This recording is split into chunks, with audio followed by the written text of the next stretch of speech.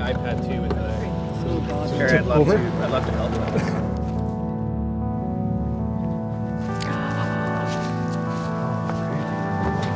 Oh, it's high tide.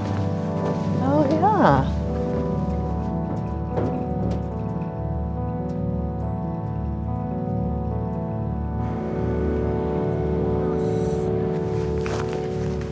I like working with things that are relevant, current, and urgent. And so there's always an assumption that that means it'll be a certain kind of work. But I really like to push what that means. So what we're trying to do is make it seem most live. Right. So that when they go into headset, they're teleported to here and they're watching you as if it was in real time. Right.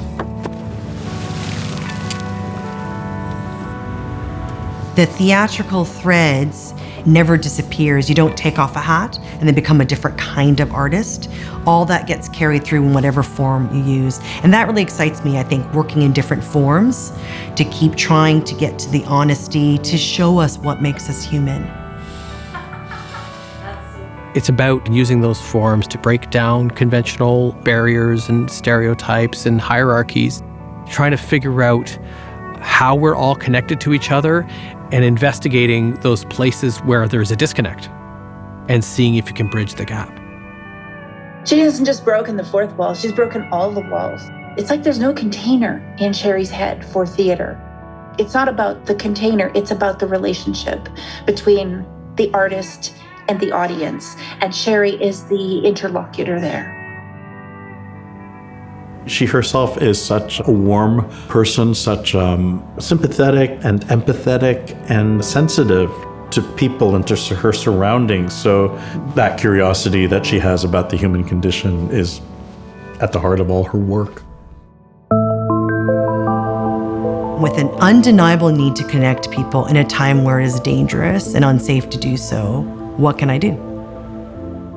How do we keep the notion of art and theater alive in people's hearts during a pandemic?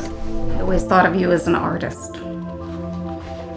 I always thought of you as a dreamer. Writing a DIY kind of theater experience that you can do in your own home the way you would play a board game. Being an artist of color is a political act. So either you lean into it or you hide from it. The backlash against Asian communities post-COVID was really terrifying. We were seeing people who could have been our grandmothers beaten up on the streets. You know, Sherry recognized that one way to combat that is to humanize us. I knew that this was an opportunity for us as the Asian community in the performing arts to do something that could flood our communities of positivity. With Stop Asian Hate and also 3.7% initiative, these come from, I think, Sherry's deep-rooted sense of justice about what is right and how we can not just use art to make things that are beautiful, but to make things that refashion the society we live in. So much of Sherry's work is about where we're going to be in the future and how are we going to get there.